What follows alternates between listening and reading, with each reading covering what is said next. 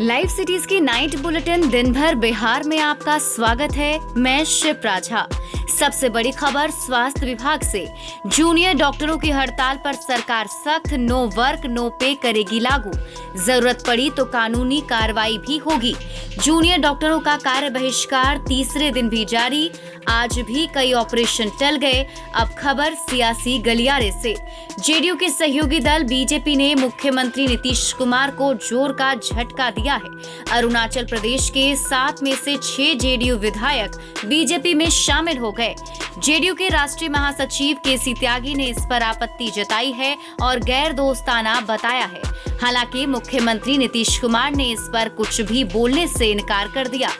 News bulletin में आगे है भारत रत्न पूर्व प्रधानमंत्री अटल बिहारी वाजपेयी के जन्मदिन पर राज्य भर में हुए कार्यक्रम। किसान सम्मेलन से लेकर मेडिकल कैंप तक का हुआ आयोजन। केंद्रीय मंत्री रविशंकर प्रसाद की मां का हुआ निधन। राष्ट्रपति, पीएम से लेकर राज्यपाल व सीएम तक ने जताया शोक। अब खबरें विस्तार से।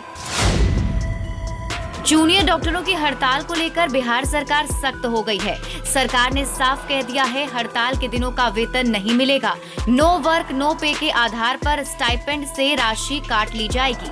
अगर कोई जूनियर डॉक्टर ओपीडी और इमरजेंसी सेवा को बाधित करते हैं तो उन पर कानूनी कार्रवाई भी की जाएगी। स्वास्थ्य विभाग के सचिव कौशल किशोर ने ये सख्त निर्देश जारी किया है। मेडिकल कॉलेजों व अस्पतालों में मरीजों को हो रही दिक्कत के बाद सरकार ने ये सख्त रवैया अपनाया है। जूनियर डॉक्टरों की हड़ताल शुक्रवार को तीसरे दिन भी जारी रही। पटना समेत भागलपुर, दरभंगा, मुजफ्फरपुर, गया आदि में भी इसका प्रभाव देखने को मिला। कई ऑपरेशन टल गए। पटना के बाहर से आने वाले मरीजों को भारी परेशानी हुई। क्रिसमस पर ओपीडी बंद रहने के बाद भी जूनियर डॉक्टर पीएमसीएच पहुंच गए थे। वे सब नारेबाजी भी कर रहे थे। शनिवार व रविवार को भी ओपीडी बंद रहेगा। इससे मरीजों को परेशानी हो सकती है। बिहार में जेडीयू की सहयोगी पार्टी बीजेपी ने मुख्यमंत्री नीतीश कुमार को जोर का झटका दिया है। ये झटका बीजेपी ने अरुणाचल प्रदेश में दिया है। जेडीयू के 6 विधायकों को बीजेपी ने अपनी पार्टी में शामिल करा लिया है। उनके 7 में से 6 विधायक शुक्रवार को बीजेपी में शामिल हो गए। अब अरुणाचल प्रदेश में जेडीयू के पास केवल 1 विधायक रह गए हैं। हालांकि वहां सरकार बीजेपी की है, जबकि जेडीयू को विपक्ष का दर्जा मिला हुआ था। इसके पहले नागालैंड में भी जेडीयू के एकमात्र विधायक को वहां के मुख्यमंत्री ने तोड़कर अपनी पार्टी में शामिल करा लिया था। बीजेपी में शामिल होने वालों में तलेम ताबो, हायांगा मांगफी, जीके ताको, दोरजी वांगडी खरमा, डोंगरू सियोंगजू व कांगांग टाकू शामिल हैं। जेडीयू ने अरुणाचल प्रदेश में 2019 में हुए विधानसभा चुनाव में 15 सीटों पर अपना उम्मीदवार दिया था। इनमें से 7 पर उसे जीत मिली थी, जबकि बीजेपी को 41 सीटें आई थीं। बीजेपी के बाद जेडीयू ही अरुणाचल प्रदेश में सबसे बड़ी पार्टी थी, लेकिन वहां गठबंधन नहीं था। वहां कुल 60 सीटें हैं। इस तरह अब विधानसभा में बीजेपी के पास 48 मेंबर हो गए और जेडीयू घटकर 1 पर आ गई। इस घटना को लेकर बिहार में भी सियासत तेज है। जेडीयू विधायकों के बीजेपी में शामिल होने पर राष्ट्रीय प्रवक्ता केसी त्यागी ने आपत्ति जताई। उन्होंने कहा कि अरुणाचल प्रदेश में जेडीयू को तोड़े बिना भी बीजेपी की सरकार सहजता से चल रही थी। जेडीयू वहां रचनात्मक विपक्ष के रूप में थी, लेकिन बीजेपी का ये कदम गैर दोस्ताना है। उन्होंने कहा ये गलत हुआ है। हालांकि उन्होंने ये भी कहा कि इससे बिहार में एनडीए गठबंधन पर कोई फर्क नहीं पड़ेगा। दूसरी ओर आरजेडी ने तंज कसा है। आरजेडी प्रवक्ता मृत्युंजय तिवारी ने कहा, बीजेपी ने जेडीयू को क्रिसमस गिफ्ट दिया है। पटना को लोहिया पथ चक्र के रूप में अगले साल बड़ा तोहफा मिलने वाला है। ये जल्द ही पूरा हो जाएगा। इसके लिए आज सीएम नीतीश कुमार निरीक्षण करने पहुंचे। उन्होंने अफसरों को कई निर्देश दिए। सीएम ने कहा, ये प्रपोजल 10 साल पहले का है। आईआईटी दिल्ली का प्रपोजल मेरे सामने आया तो काफी उपयोगी लगा और इसको जमीन पर उतारने की कोशिश की जाने लगी। बिहार का ये लोहिया पथ चक्र ऐसा पथ होगा जिससे 49 रास्ते निकलते हैं।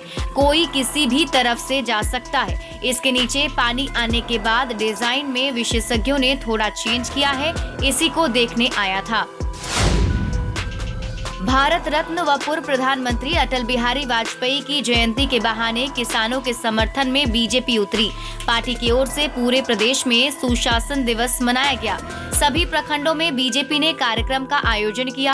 पटना स्थित मुख्यालय में कई दिग्गज नेता मौजूद रहे, जबकि बेतिया के कार्यक्रम में प्रदेश अध्यक्ष संजय जायसवाल खुद मौजूद रहे।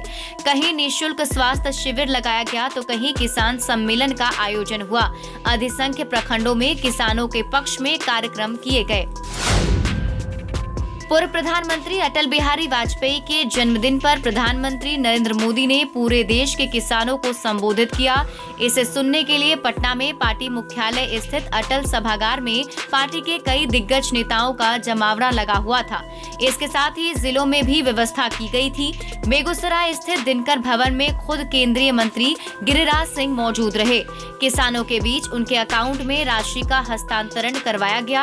उन्होंने कहा कि किसानों की आय डबल करने के लिए पीएम मोदी खुद प्रयासरत हैं। केंद्रीय मंत्री रविशंकर प्रसाद की मां विमला प्रसाद का 89 वर्ष की आयु में निधन हो गया। उन्होंने कल रात अंतिम सांस ली। वे कुछ दिनों से बीमार चल रही थीं। उनके अंतिम दर्शन के लिए पार्थिव शरीर शुक्रवार को दोपहर में पटना में नागेश्वर कॉलोनी स्थित आवास पर रखा गया। शनिवार को दीघा घाट पर अंतिम संस्कार किया जाएगा। रविशंकर प्रसाद की मां के निधन पर राष्ट्रपति रामनाथ कोविंद व प्रधानमंत्री नरेंद्र मोदी समेत राज्यपाल फागू चौहान व मुख्यमंत्री नीतीश कुमार ने शोक जताया है। बिहार के दोनों उप मुख्यमंत्री तारकिशोर प्रसाद व रेणु देवी के अलावा अन्य मंत्रियों व बीजेपी के नेताओं तथा कार्यकर्ताओं ने भी संवेदना प्रकट की। बिहार में खेलकूद की आधारभूत संरचना के निर्माण के लिए केंद्र सरकार ने खेलो इंडिया योजना के अंतर्गत प्रदेश की 10 योजनाओं के लिए 50 करोड़ से अधिक की राशि की मंजूरी दी है। स्वीकृत योजना के तहत 7 जिलों में बहुउद्देशीय indoor hall, synthetic athletic track और स्विमिंग पूल का निर्माण किया जाएगा। स्वीकृत योजना के अंतर्गत खेलो इंडिया मार्गदर्शिका के मुताबिक भूमि व निर्माण एजेंसी का चयन 3 माह के भीतर कर लिया जाना है। स्वीकृत योजनाओं की कला संस्कृति मंत्री मंगल पांडे ने जानकारी दी। उन्होंने कहा कि इससे प्रतिभावान खिलाड़ियों को राष्ट्रीय स्तर पर चमकने और बिहार का नाम रोशन करने का अवसर मिलेगा। ज्यादा अपडेट के लिए आप जुड़े रहिए लाइव सिटीज के साथ। और अभी तक अगर आपने हमारा यूट्यूब चैनल सब्सक्राइब नहीं किया है तो सब्सक्राइब कर लीजिए। ये वीडियो अगर आप फेसबुक पेज पर देख रहे हैं तो पेज को लाइक कीजिए। साथ ही साथ आप हमें ट्विटर पर फॉलो करना मत भूलिएगा।